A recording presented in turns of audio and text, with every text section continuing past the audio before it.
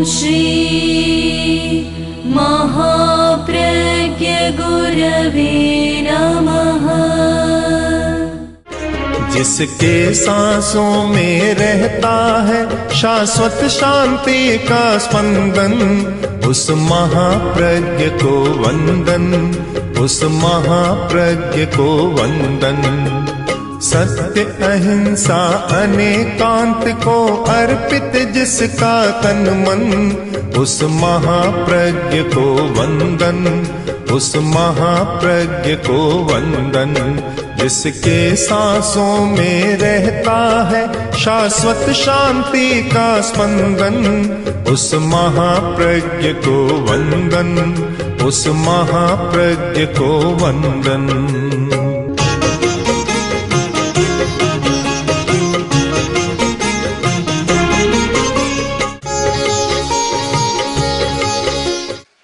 मैं आज कह सकता हूं, आचार्य तुलसी का एक स्वप्न था कि जैन धर्म जन धर्म बने।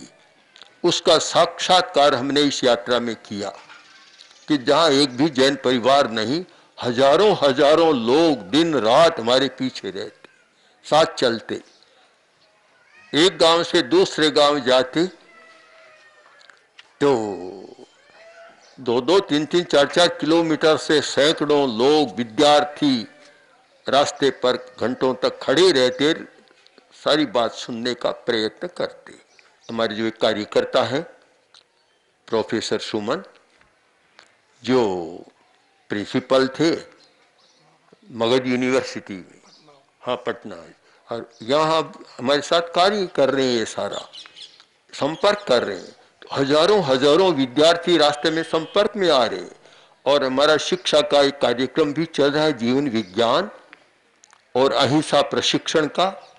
हम इसमें विश्वास करते हैं कि केवल बाह्य कार्य से काम पूरा नहीं होता जब तक कि उसका प्रयोग नहीं किया जाता, अभ्यास नहीं किया जाता। कोई भी साइंस का अध्ययन करेगा और वह कोरा पुस्तक पढ़ेगा, काम नहीं होगा जब तक वह प्रैक्टिकल नहीं करेगा। साइंस का विद्यार्थी कभी उत्तीर्ण नहीं हो सकता और अच्छा काम भी नहीं कर सकता। उसे तो प्रयोगात्मक पद्धति अपनानी होती है। और मैं मानता हूँ धर्म तो बहुत प्रयोगात्मक था, किंतु पता नहीं क्यों इन शताब्दियों में धर्म को कोरा बांगमय बना दिया, वाणी का विषय बना दिया। बस कोरी बात करो, सुनो और बात समाप्त हो जाती है। प्रयोगात्मक पद्धति हमारी छूट गई। और हमने जब देखा कि जहां जहां प्रयोगात्मक पद्धति से काम होता है बहुत सफलता मिलती है। और आज मैं कह सकता हूं कि जो जीवन विज्ञान का प्रयोगात्मक कार्य हमने शुरू किया, आज हिंदुस्तान के अनेक प्रांतों में, और पूरी संख्या अगर की जाए तो कम से कम 25-50 लाख के बीच में विद्यार्थी उसका अध्ययन कर रहे। हाँ, और जो अनुव्रत शिक्षक संसद है जिसके ये सदस्य हैं, लगभग लाखों सदस्य शिक्षक, जैन तो उनमें 2% भी नहीं है। सारे के सारे जैन लोग हमारे कार्यकर्ता हैं, जो बिहार जैसे हिंसा प्रधान क्षेत्र में, झारखंड में, छत्तीसगढ़ में, ऐसे क्षेत्रों में आदिवासियों, जनजातियों, भीलों के बीच ये काम चला रही हैं। और जहां नक्सलाई का काफी है वहां भी काम चला रही है। मानता हूं कि हम हिंसा और अहिंसा को बहुत सीमित कर दिया, मारने न मारने तक सीमित कर दिया। हिंसा क्यों बढ़ रही है? इसका सबसे बड़ा कारण है भावात्मक हिंसा। हम कायिक हिंसा को देख रहे हैं, कायिक हिंसा बढ़ रही है, आदमी शारीरिक हिंसा कर रहा है, किंतु शारीरिक हिंसा कोई भी प्रेरणा के बिना नहीं करता। प्रेरणा बाहर परिस्थिति की भी हो सकती है, और सबसे ज्यादा अधिक प्रेरणा वह हमारे अंतर की है, भावात्मक प्रेरणा। जब भावात्मक स्थिति ऐसी होती है तब वह स्थिति बनती है। आचार्य अमृतचंद्र ने पुरुषार्थ सिद्ध उपाय में इतना सुंदर वर्णन इसका किया है। हमारी एक पुस्तक थी अहिंसा तत्व दर्शन, अहिंसा दर्शन, और जब वह पुस्तक निकली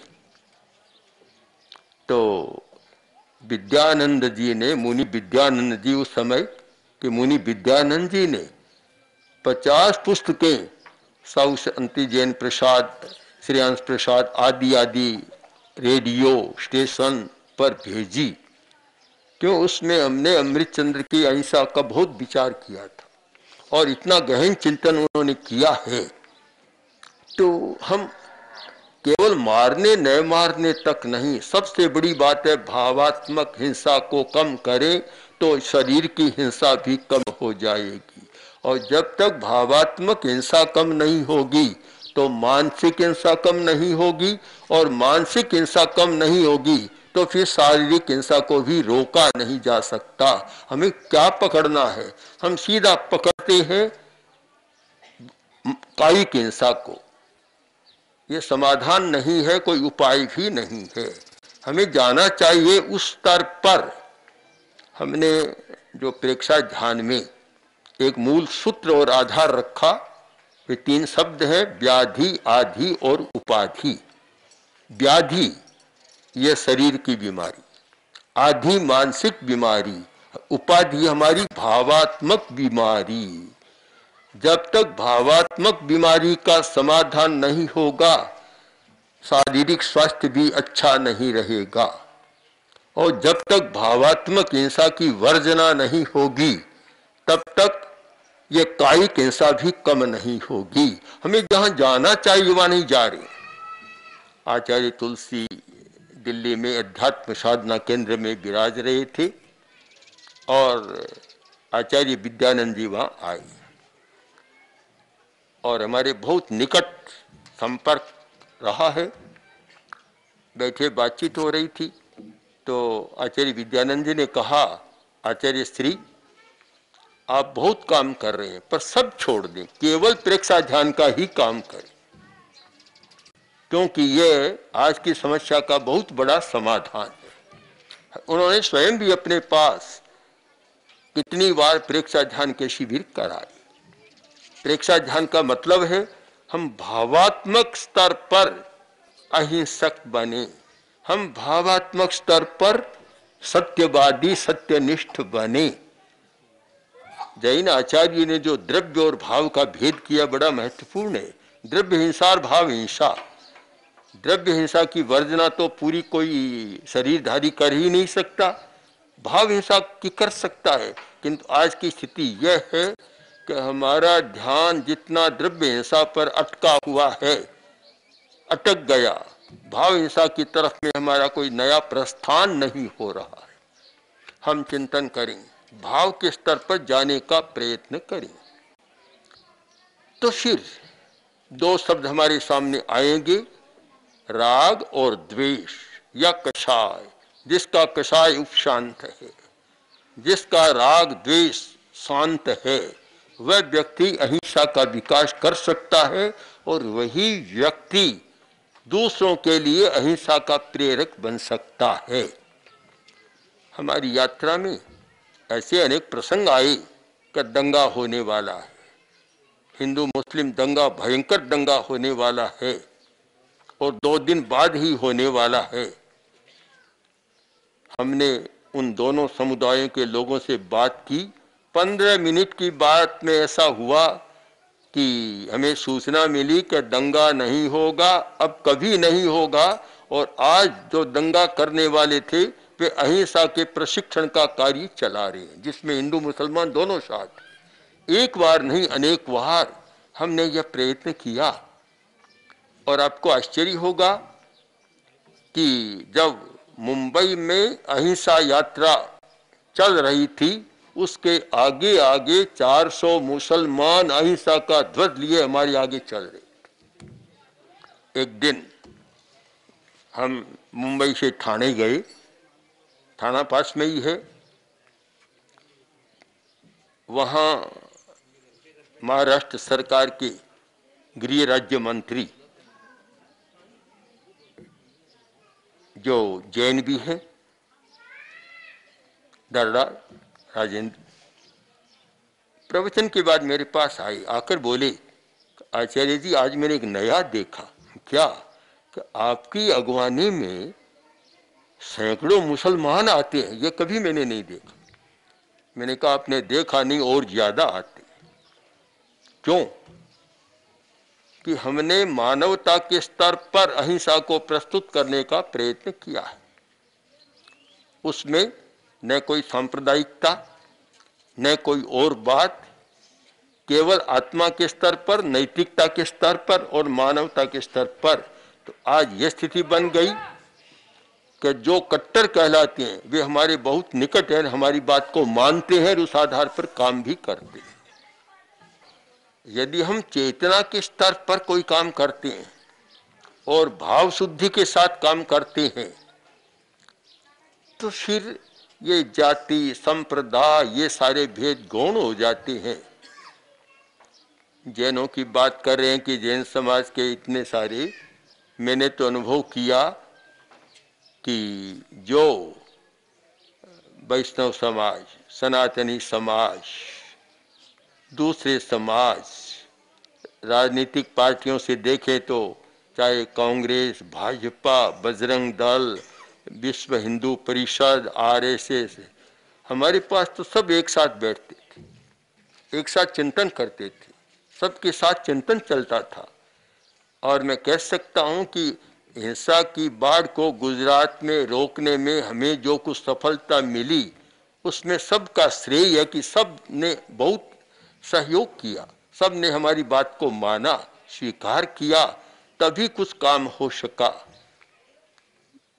सबसे बड़ा एक शब्द मेरे सामने रहता है और मैं बार बार कहता हूं कि शब्दकोश में उससे बढ़िया कोई मुझे शब्द नहीं मिला, वह शब्द है वीतराग। सारी समस्याएं राग द्वेष के द्वारा पैदा होती है। जहाँ राग द्वेष होता है पता नहीं अहंकार भी जाग जाता है, क्रोध भी जाग जाता है, लोभ भी जागता है, भय भी होता है, माया कपट का जाल भी बुना जाता है। सबका कारण एक राग और द्वेष। और जहां क्रोध अहंकार उत्तेजित है वहां न समन्वय हो सकता, न शांति हो सकती और न परस्परता जुड़ सकती।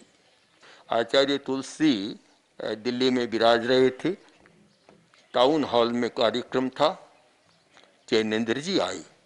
चैनेन्द्र जी जो यहाँ के प्रसिद्ध साहित्यकार और विचारक हुए हैं, वे आए, आकर बोले आचार्य जी एक समस्या आ गई। क्या? कि मैंने अणुव्रत के कार्यक्रम में अनेक धर्मगुरुओं को आमंत्रित कर लिया और कह दिया, अब समस्या यह आ रही है, चारों ओर से यह आ रहा है कि पट्टा हमारा 4 अंगल नीचा रहेगा, ऊपर रहेगा, मैं तो उलझ गया, क्या करूं? आज ये तुलसी ने कहा आपको उलझने की जरूरत नहीं है, मैं आपकी समस्या को हल कर देता हूं। कैसे? कि मैं नीचे बैठूंगा, अब चाहे आप जैसे समस्या हल होगी। हम इन बातों में अटके रहेंगे तब तक कोई बड़ा काम नहीं कर सकेंगे, न अहिंसा को व्यापक बना सकेंगे और न अहिंसा के द्वारा समस्या का समाधान कर सकेंगे। आज बहुत लोग देश और विदेश के हमारे पास अहिंसा के द्वारा समस्या का समाधान पाने आते हैं कि कैसे समाधान करें। अगर हम जाति, संप्रदाय, रंग भेद, इन छोटी छोटी बातों में उलझ जाएं तो फिर कोई बड़ा काम तो किया ही नहीं जा सकता, हो भी नहीं सकता। हमें तो इतने व्यापक दृष्टिकोण से देखना है कि आत्मा है, वीतरागता है, बस वीतरागता है तो समाधान होगा। जहाँ वीतरागता नहीं है वह समाधान नहीं होगा। आप चाहे तो 1000 कॉन्फ्रेंस बुला लें, चाहे कितने ही ये वर्कशॉप कर लें, कितने ही सेमिनार कर लें, कुछ भी कर लें, आखिर समाधान है वीतरागता। मुझे इतना प्रिय शब्द है ये वीतरागता कि वीतरागता से बढ़कर धर्म के क्षेत्र में कोई भी शब्द को उसका बढ़िया शब्द नहीं है। सबसे बढ़िया शब्द है वीतरागता। श्वेतांबर दिगंबर की बात हमारे सामने तो रहती नहीं। इसका कारण कि जब से हमने आगम संपादन का काम शुरू किया और आज लगभग 50 वर्ष के आस 45-50 वर्ष हो रही है, कोई भी पाठक देख सकता है मैंने आगम संपादन में शायद श्वेतांबर ग्रंथों की अपेक्षा दिगंबर आचार्यों को ज्यादा काम में लिया है। हमारे मन में प्रश्न नहीं होता कि श्वेतांबर दिगंबर, और मैं तो यहाँ तक सोचता हूँ कि श्वेतांबर दिगंबर नहीं, चाहे कोई नास्तिक आचार्य है उनसे भी बहुत अच्छी बात हमें मिल सकती है। उनका भी प्रयोग किया है, वैदिक विद्वानों का, राजनीति शास्त्र का, चाणक्य को हमने बहुत उद्धृत किया है, आयुर्वेद के आचार्यों को बहुत उद्धृत किया है। जब तक हमारा दृष्टिकोण व्यापक नहीं होगा, सत्य परक नहीं होगा और ये चार दीवारी की बात में ही सोचते रहेंगे, तब तक न तो अहिंसा का विकास होगा और न हम अहिंसा के द्वारा कोई बड़ा काम कर पाएंगे। हमें काम करना है। तो आज मानता हूं सबसे बड़ा काम है वीतरागता की बात को जनता तक पहुंचाना। राग और द्वेष से जो समस्याएं पैदा हो रही है, उन समस्याओं को कैसे कम किया जाए, उसका एकमात्र उपाय है वीतरागता की साधना, राग द्वेष को कम करने की साधना, और उसका साधन है ध्यान। ध्यान के द्वारा हम मन की एकाग्रता ही कोरी नहीं करते, केवल मन की एकाग्रता से ही काम नहीं होता। एकाग्रता देखने में तो दूसरे प्राणी भी बहुत करते हैं। जब राम गए और पंपा में बगुले को देखा तो राम ने कह दिया, पश्य लक्ष्मण पंपायाम बकः परम धार्मिक है। कितना धार्मिक है, जो दृष्टवा दृष्टवा पदम दत्ते, एक पैर देख देख कर चल रहा है, जीवानाम बद संकया। मछली ने सुन लिया। मछली बोली, राम अनर्थ कर रहे हो, ये ना हम निष्कुलीकृत है जिसने मेरे कुल को समाप्त कर दिया और आप उसका बखान कर रहे हो।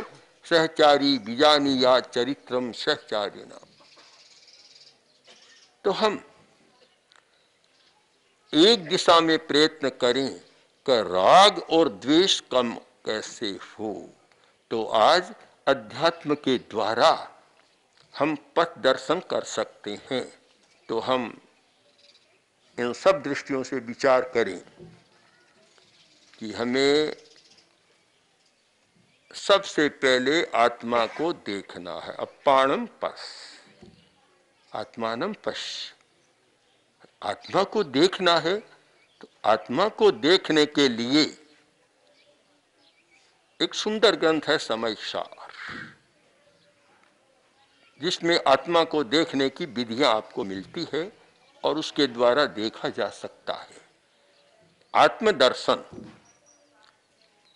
और उससे आगे जाएं तो कैसे हम ध्यान के द्वारा उस आत्मदर्शन को क्रियान्वित कर सकें, कैसे अतीन्द्रिय चेतना का जागरण कर सकें और कैसे इंद्रिय चेतना से ऊपर उठकर धर्म की बात कर सकें।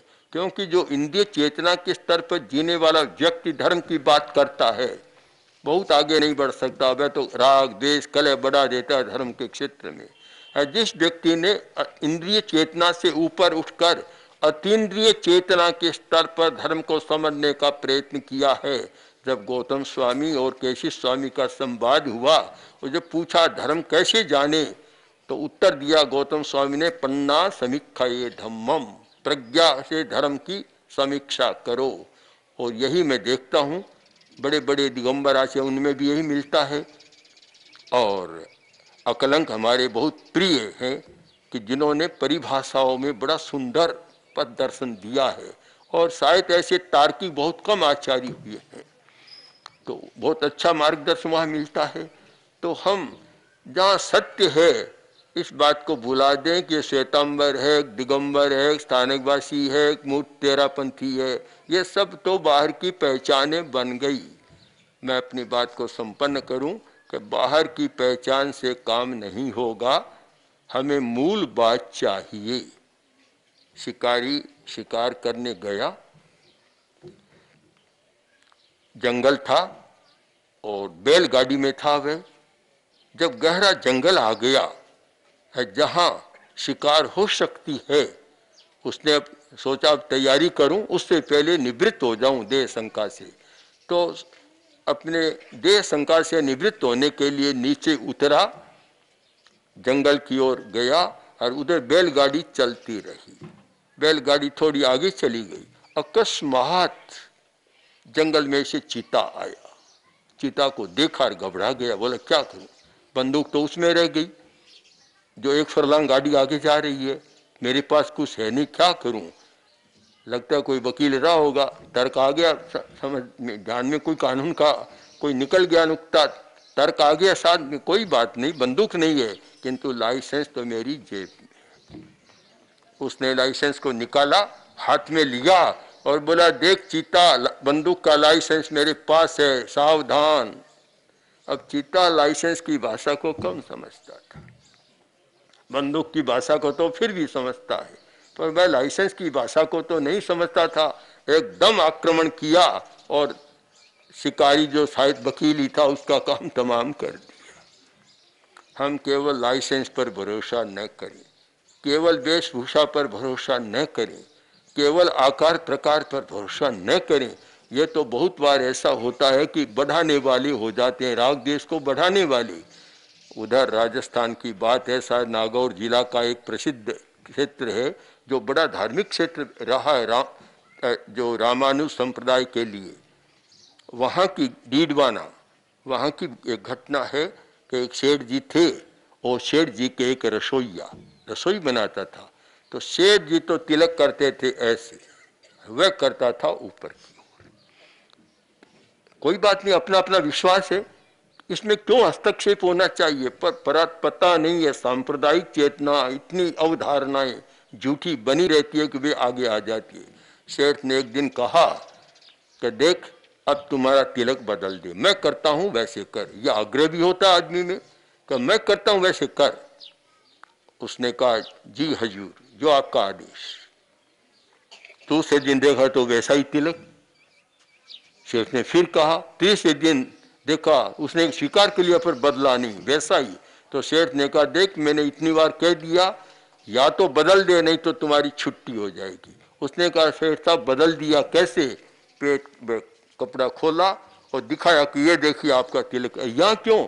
तो आपकी नौकरी पेट के लिए करता हूँ, दिमाग के लिए करता हूँ। ये दिमाग का तो मेरा अपना है, मेरे विचार का है, आपकी नौकरी करता हूँ पेट के लिए, तो पेट पर आपका कर दिया। अब ये सारी बातें राग देश बढ़ाने वाली बातें ऐसी बन जाती हैं। जब तक हम इन बातों से ऊपर उठकर और शुद्ध अहिंसा, भावात्मक अहिंसा, वीतरागता, इन पर गहन मंथन और चिंतन नहीं करेंगे, तब तक न तो हिंसा को रोक पाएंगे, न अहिंसा का विकास कर पाएंगे और न परस्पर सांप्रदायिक सौहार्द भी स्थापित कर पाएंगे। इसलिए आवश्यक है कि हम सब करें। मुनि उज्जैन सागर जी का अनुरोध था, हम यहाँ आए। हम तो जहाँ जाते हैं तो या तो हमारा प्रवचन विद्यालय में होता है, ज़्यादा विद्यालय कॉलेज आदि में होता है, हरिया जहाँ ठहरते वहाँ हो जाता है। किंतु आपका अनुरोध था, हम आए, हमें प्रसन्नता है। और हम तो कहीं भी जाते हैं जहाँ आपको आश्चर्य होगा कि दरगाह में किसी का भाषण कराते नहीं है, दरगाह में भी हमें ले जाते हैं। लाडनू गए तो सबसे पहले दरगाह में कार्यक्रम रहा, फिर बाद में हम विश्व भारती में पहुँचे। आगे किसी भी क्षेत्र में जाते हैं तो मुसलमान, ईसाई उनके क्षेत्रों में जाकर करते हैं। यह तो खैर कोई प्रश्न नहीं, जैनों का ही है। पर मैं मानता हूँ सभी जैन लोग इस व्यापक दृष्टिकोण से विचार करें और इस पर करें कि धर्म का मूल उद्देश्य है वीतराग होना, राग द्वेष को कम करना, कसाय को उपशांत रखना। बस जहाँ ये बढ़ती है तो समझ लो वहाँ धर्म का नहीं, धर्म पर अधर्म हावी हो गया। जहाँ राग द्वेष शांत है, कसाई शांत है, तो फिर वहाँ सांप्रदायिक गौण हो गया, वहाँ केवल आत्मा की बात और वीतरागता ऊपर आ गई। इस दृष्टि से विचार के हम सब काम करें तो शायद हम अहिंसा, महावीर की वाणी अनेकांत, ऐसे दो सूत्र हैं। अपरिग्रह को साथ में जोड़ दे, मैं तो अलग नहीं मानता, अहिंसा अपरिग्रह एक ही बात है, अनेकांत भी एक ही बात है। इनका हम आज जिनमें समस्या का समाधान करने की क्षमता है वह काम हम कर सकते हैं। इसलिए थोड़ा व्यापक दृष्टिकोण उदार बनाकर मूल तत्वों पर विचार करें तो उससे आत्मा का कल्याण होगा, हम दूसरों का भी कल्याण करने में सक्षम बन सकेंगे। ओम अर्हम्। ओम श्री महाप्रज्ञ गुरवे नमः। गुरवे नमः, गुरवे नमः। ओम महाप्रज्ञ गुरवे नमः। ओम श्री महाप्रज्ञ गुरवे नमः। ओम श्री महाप्रज्ञ गुरवे